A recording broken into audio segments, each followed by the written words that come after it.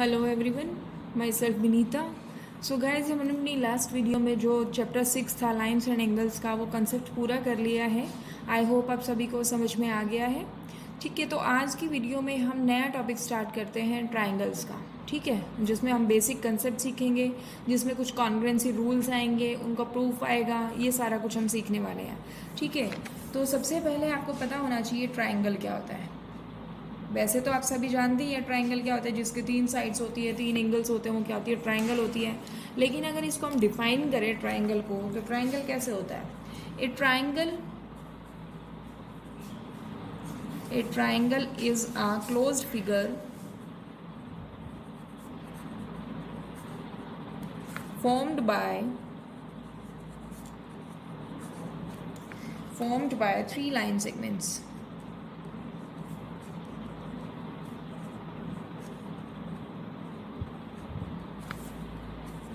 जो ट्राइंगल होती है वो एक क्लोज्ड फिगर होती है। क्लोज जो क्यों होता है, बंद, आपको पता ही है। ठीक है, जिसके आप वर्टिसेस जो होते हैं बिल्कुल ज्वाइन होते हैं, एंड टू एंड उनमें कनेक्शन होता है। ए triangle is a closed figure formed by 3 line segments. 3 line segment से जो एक फिगर बनती है वो क्या कहलाती है? ट्राइंगल कहलाती है। अब इन लाइन सेगमेंट्स को आपको पता ही है क्या कहते हैं? ये दीज लाइन्स या these line segments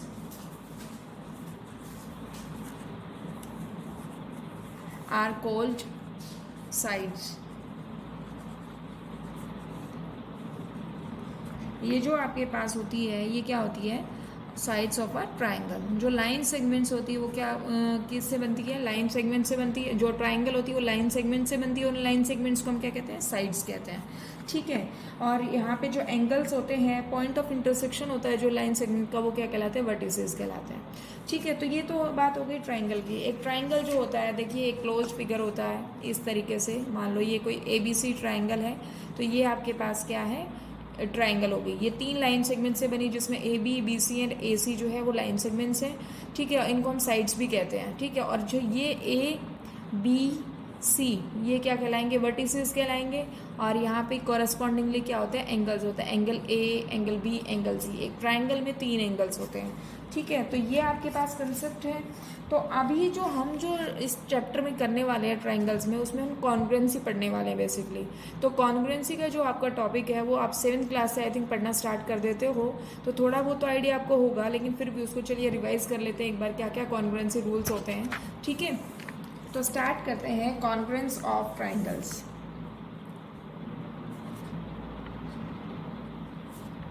congruence of triangles, ये आपका टॉपिक है फर्स्ट। सबसे पहले आपको पता होना चाहिए कॉन्ग्रुएंस क्या होता है।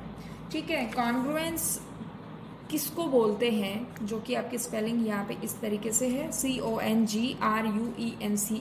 कॉन्ग्रुएंस ऑफ ट्राइंगल्स जो है वो किस तरीके से आप उसको डिफाइन करते हो? जो इसका बेसिकली जो मीन्स होता है, जो मतलब इसका निकलता है, वो होते हैं इक्वालिटी से। ठीक है, तो हम यहाँ लिख सकते हैं the word congruent basically means equal।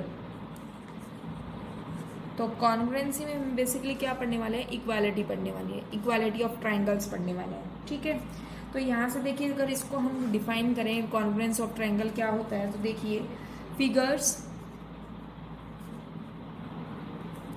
whose shapes and sizes are same are called congruent figures।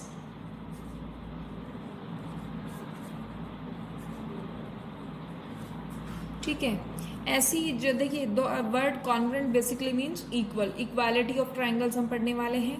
तो इसमें देखिए figures whose shapes and size are same are called congruent figures। ऐसी फिगर्स जिनकी शेप और साइज जो है बिल्कुल सेम है, वो क्या कहलाती है? कॉन्ग्रुएंट फिगर्स कहलाती है। ठीक है, तो आप देखिए कॉन्ग्रुएंट फिगर को किस तरीके से आप बना सकते हो वो हम देख लेते हैं, किस तरीके से आप इसको कहोगे। जो you can draw congruent figures by 3 ways। हम 3 तरीके से उनको ड्रॉ कर सकते हैं कॉन्ग्रुएंट फिगर को। फर्स्ट वन इज रोटेशन, आप किसी भी जो फिगर होती है उसको रोटेट करके आप उसका कॉन्ग्रुएंसी बता सकते हो। सेकेंड वन इज रिफ्लेक्शन या फिर मिरर इमेज जिसको बोलते हैं, मिरर इमेज, ठीक है। And third one is translation, और या कह सकते हैं sliding and there combinations.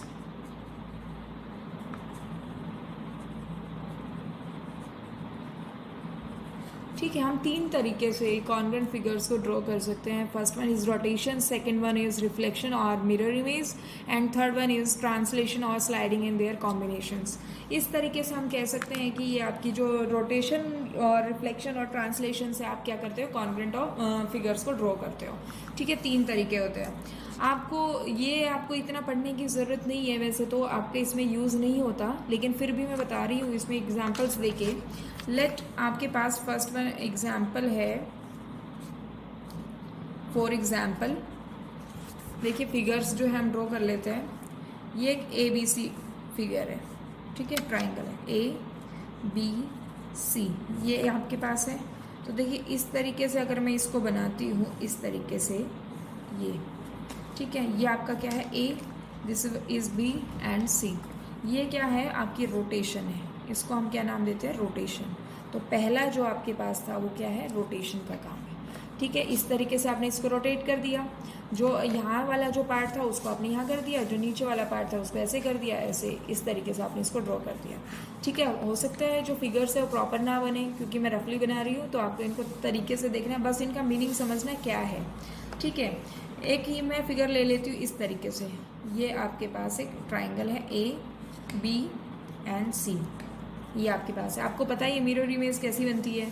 Mirror image जो होती है वो इस तरीके से आपकी बनेगी। यहाँ पे आपका A, ये आपका B और ये क्या होगा, C।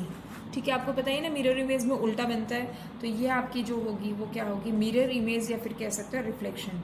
ठीक है, ये आपका क्या है, मिरर इमेज। ठीक है, थर्ड ले लेते हैं हम।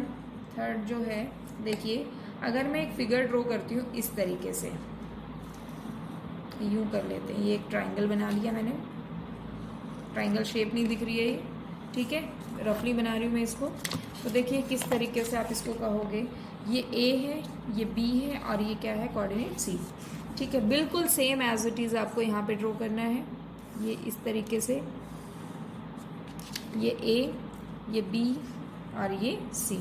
तो देखिए A को अगर मैं A से ज्वाइन कर देती हूँ इस तरीके से, ये उसमें कहा था स्लाइडिंग और there combinations.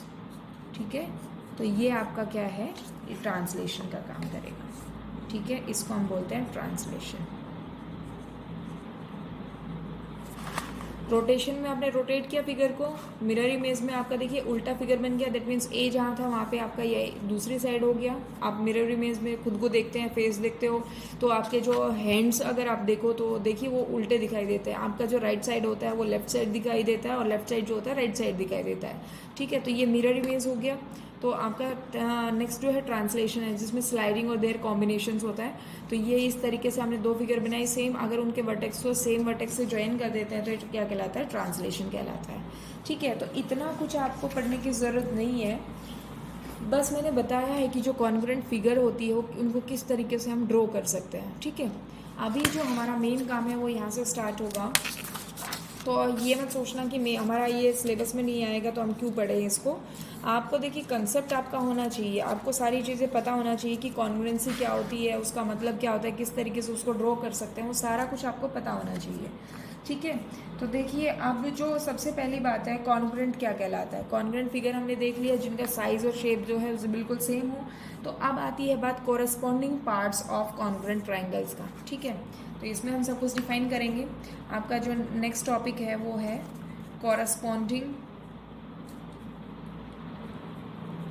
corresponding parts of congruent triangles।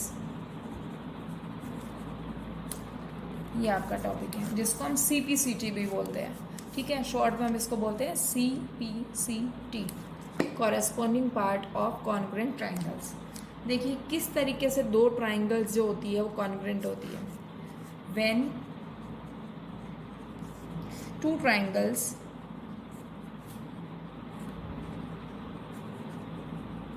are superimposed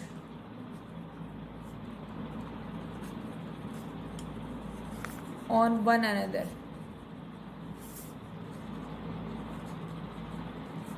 they are called congruent triangles।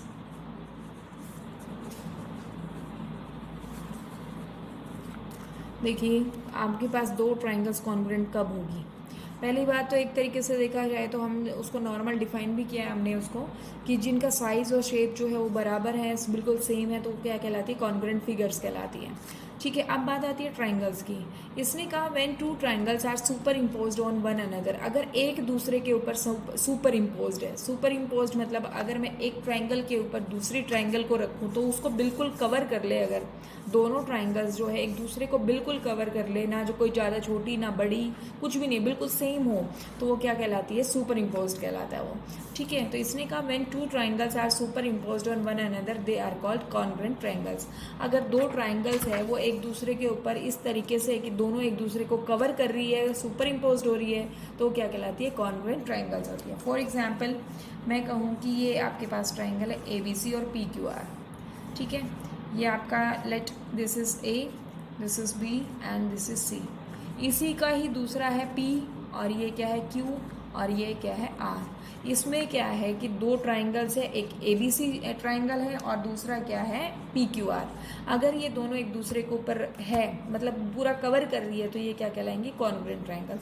तो देखिए यहाँ पे मैंने ब्रैकेट में PQR मेंशन कर दिया है, क्योंकि यहाँ पे देखिए जो ABC के ऊपर बिल्कुल PQR ट्राइंगल जो है वो रखी हुई है, ठीक है, सुपर इम्पोज्ड है, उसको पूरा कवर कर रही है, तो ये क्या कहलाएंगी, आपके पास कॉन्ग्रुएंट ट्राइंगल्स कहलाएंगी। फॉर एग्जाम्पल यहाँ पे मैं इसको लिख देती हूँ। For example triangle ABC can be superimposed on triangle PQR such that A falls on P, B falls on Q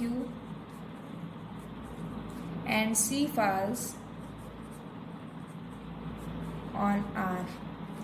that means इसने कहा है ABC जो है वो PQR के ऊपर है, तो A जो है वो किस पे है, P पे है, B जो है वो Q पे है एंड C जो है वो R पे है। ठीक है, तो उसको किस तरीके से हम राइट करते हैं, लिखते किस तरीके से, अगर हम उनका नोटेशन देखते हैं कि दो ट्राइंगल्स आपके पास कॉन्ग्रुएंट है तो उनको लिखा कैसे जाता है। तो देखिए अगर दो ट्राइंगल्स कॉन्ग्रुएंट हो गई, देखिए triangle we can say that, या we say triangle ABC is congruent to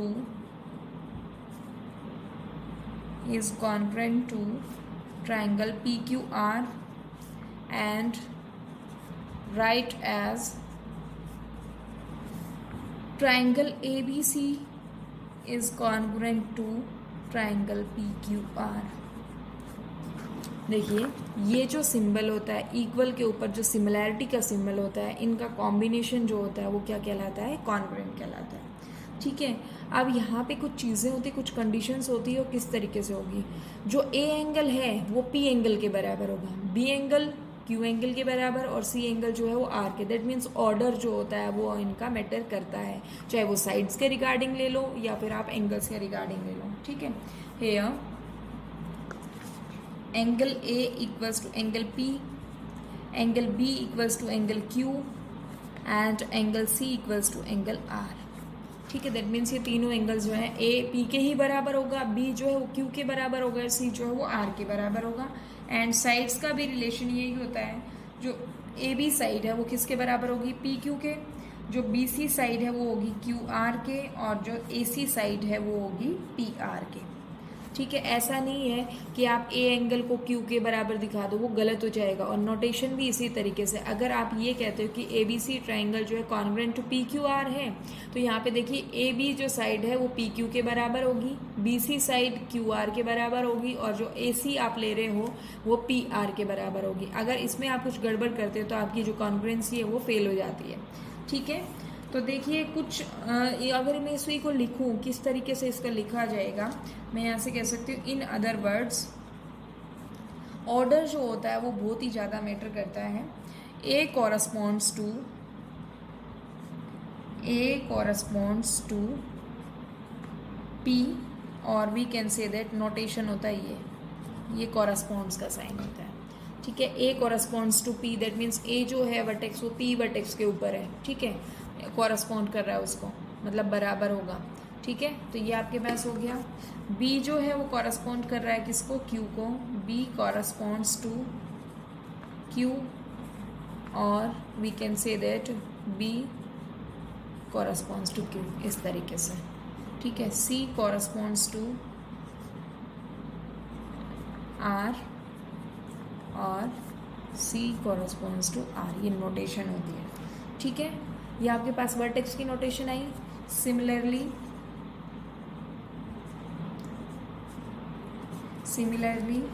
यहाँ से आप कह सकते हो AB जो साइड है वो कॉरेस्पॉन्ड करेगी PQ को, BC साइड जो है वो करेगी आपका किसको, QR को, और जो AC साइड है वो कॉरेस्पॉन्ड करेगी PR को। अगर आप देखिए AC के साथ आप RP लिख देते हो तो वहाँ पे आपके क्या हो जाएगा, ये गलत हो जाएगा। ठीक है, तो आप क्या कह सकते हो, यहाँ से देखिए जो ABC है, जो कि ये ट्राइंगल अगर आपके पास इस तरीके से आपने पूरा पता है कि जो A है ABC ट्राइंगल है वो PQR के ऊपर सुपर इम्पोज्ड है, तो देखिए आप अगर इस तरीके से लिख रहे हो तो ठीक है। अदरवाइज अगर आपने ऐसे लिखा कि triangle ABC is similar to या कॉन्ग्रुएंट टू QPR, तो ये आपका क्या हो जाएगा, गलत हो जाएगा।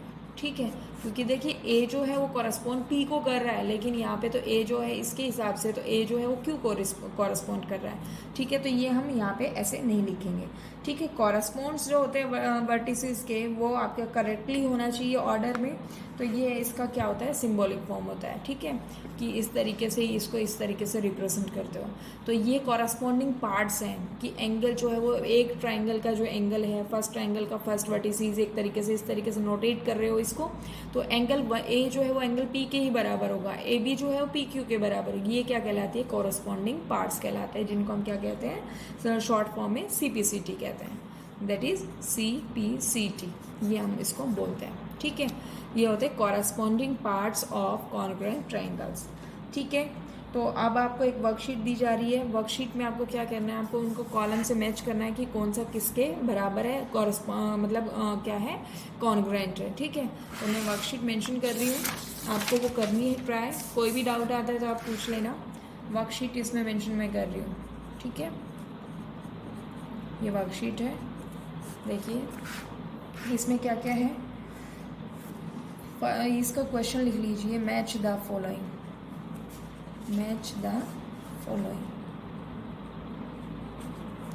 उसके बाद हम क्या करेंगे, हम कॉन्ग्रुएंसी के रूल्स पढ़ेंगे, क्राइटेरियाज पढ़ेंगे कि किस किस क्राइटेरिया से कोई ट्राइंगल जो है कॉन्ग्रुएंट होती है। ठीक है, तो देखिए फर्स्ट वन है आपके पास, फर्स्ट जो है A जो है वो कॉरस्पॉन्ड कर रहा है E को, B जो है वो कॉरस्पॉन्ड कर रहा है F को, और जो C है वो कॉरस्पॉन्ड कर रहा है D को। ठीक है, और इसी के सामने है triangle ABC is congruent to triangle DEF। ठीक है, ये आपको मैच द फॉलोइंग है, तो मैं सारे लिख रही हूँ, आपको उनमें मैच करना है। ठीक है, second one is A corresponding to F, B corresponds to E and C corresponds to D। इसके सामने है triangle ABC is congruent to triangle EFD। ठीक है, third one is A corresponds to D, B corresponds to F and C corresponds to E। ये आपके पास है। ठीक है, तो इसके सामने है triangle ABC is congruent to triangle FDE। Fourth one is A corresponds to D,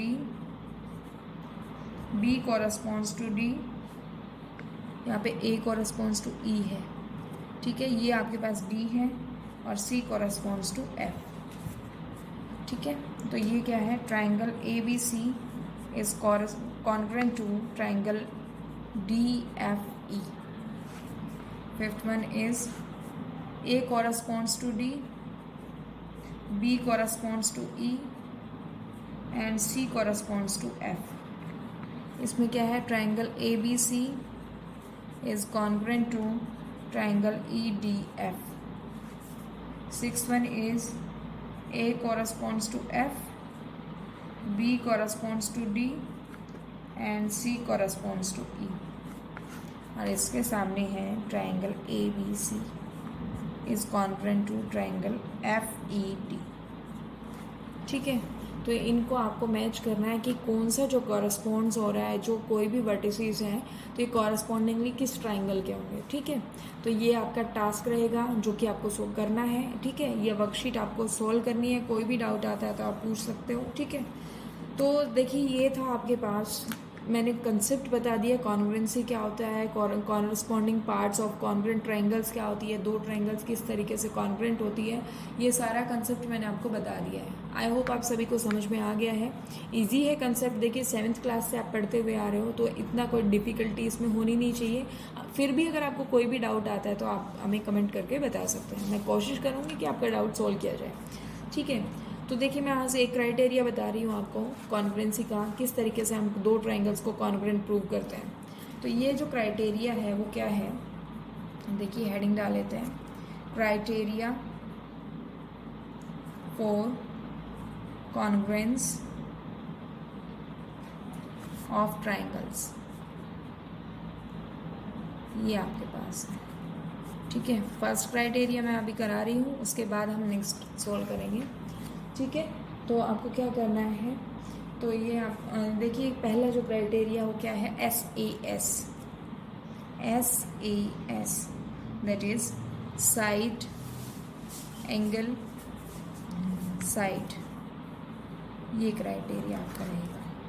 ठीक है, SAS congruence rule.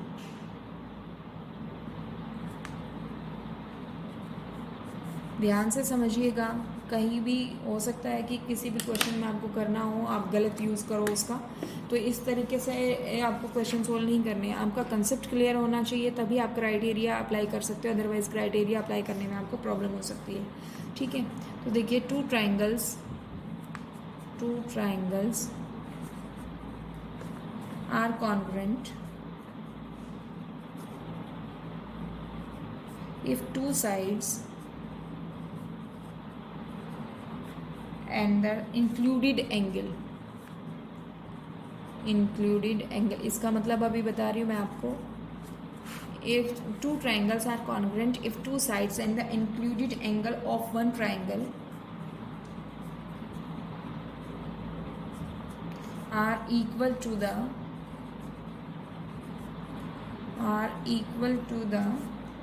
two sides and the included angle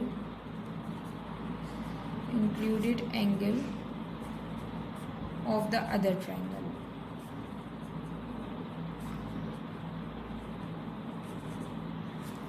देखिए इसने क्या कहा है, इसने कहा two triangles are congruent if two sides and the included angle of one triangle are equal to the two sides and included angle of the other triangle.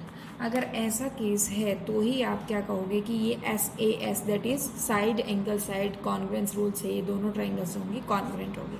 Figure से मैं इसको समझाती हूँ क्या कहना चाह रहा है ये. ठीक है, ये आपके पास लेट पे फिगर है, ये कोई ट्राइंगल है. ठीक है, this is A B and C और ये आपके पास कोई ट्राइंगल है D E F. ठीक है, अगर ये जो साइड है वो इस साइड के बराबर हो, ये जो साइड है इस साइड के बराबर हो, और ये वाला एंगल की बात कर रहे हैं एंगल B और यहाँ से एंगल E, तो ही आपके पास ये दोनों कॉन्ग्रेंट होगी, अदरवाइज कॉन्ग्रेंट नहीं होगी। ऐसा नहीं हो सकता कि ये जो आपके पास है, ये दोनों साइड्स की तो बात कर ली, लेकिन एंगल यहाँ से आपने सी ले लिया, इनकी बात नहीं की। उसने क्या मेंशन किया, इंक्लूडेड एंगल। इंक्लूड होना दैट मीन्स उनके बीच का एंगल, दो जो साइड्स इक्वल है दूसरी ट्राइंगल की साइड्स के, उनके बीच का एंगल ही इक्वल होना चाहिए। अगर उनसे आपने दूसरा कोई एंगल ले लिया तो आपका वहाँ पे कॉन्ग्रुएंसी रूल फेल हो जाएगा। ठीक है, तो इस चीज़ का खास तौर पे ध्यान दीजिए ना कि ये जो साइड है, देखिए दो साइड्स बराबर है, ए बी बी सी, और यहाँ से डी ई ई एफ जो है वो बराबर है, तो उनके बीच का angle that is angle B और एंगल ई की ही बात करेंगे, इसके अलावा कोई और आपको नहीं करना है। ठीक है, तो यहाँ से इसको हम कैसे लिख सकते हैं, if A B equals to D E, B C equals to E F and angle B equals to angle E, ठीक है, then we can say that triangle ABC is congruent to triangle DEF। ठीक है, ये आपके पास क्या है, congruency का first rule है कि आपके पास जो side angle side that mean दो साइड के बीच का एंगल भी होना चाहिए इक्वल, तो ही आप इस रूल को अप्लाई कर सकते हो, अदरवाइज अप्लाई नहीं होगा। ठीक है, आपको इनके अलावा कोई भी एंगल नहीं लेना है। ठीक है, तो देखिए इस तरीके से ये आपका फर्स्ट क्राइटेरिया है। मैंने आपको कंसेप्ट बता दिया है, ट्राइंगल्स क्या होती है डिफाइन बता दी है, और corresponding parts of congruent triangles किस तरीके से होता है। ठीक है, एक वर्कशीट दी है, वर्कशीट को आप सोल्व करिएगा ताकि आपका कंसेप्ट क्लियर होता चले।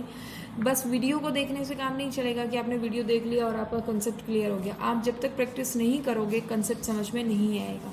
ठीक है, तो ये आपको वर्कशीट करनी है, और एक मैंने आपका क्राइटेरिया कराया है साइड एंगल साइड का। इसके अलावा भी और भी कई सारे क्राइटेरियाज हैं, वो हम पढ़ेंगे, लेकिन आज की वीडियो में बस इतना ही करेंगे। वो सारे जो कंसेप्ट है वो हम नेक्स्ट वीडियो में शेयर क्लियर करेंगे। ठीक है, सो आज की वीडियो में बस इतना ही।